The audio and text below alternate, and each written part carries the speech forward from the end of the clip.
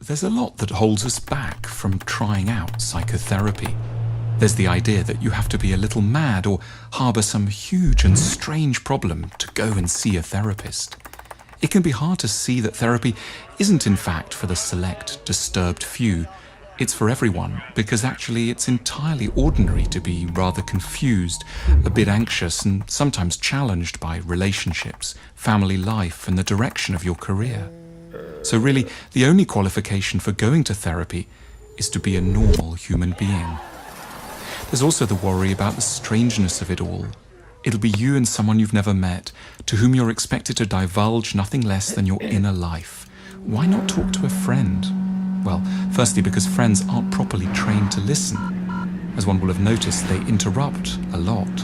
And secondly, because it's sometimes easier to tell someone who has no prior knowledge or expectations of you the big and important things about who you are.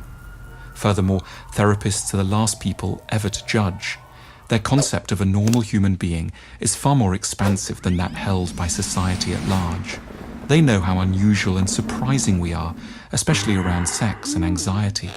Their whole training takes them into the recesses of their own and others' minds. They know how surprising we can all be. It doesn't frighten them. It intrigues and motivates them. That's why they became therapists in the first place. They are, in the end, interested in mental health. That means in helping out. Then there's the cost. Isn't it all a fortune?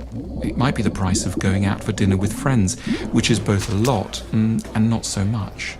It really just depends on the value you place on it. This is the crux of it. Therapy is valuable because so many of our problems come down to not having enough insight into how our minds work, what we want, what we fear, why we act the way we do and are overwhelmed by certain feelings. The goal of therapy is self-knowledge. By talking a lot to someone who listens very carefully over many weeks, you come to deeper insights into the mind you inhabit. Patterns start to emerge, a particular way of approaching relationships or dealing with defeat, a recurrent, not very helpful approach to jealousy, an ongoing thing with your sister or father. This is the stuff of therapy. Knowing how to live isn't an instinct. We're not born with it. It's a skill.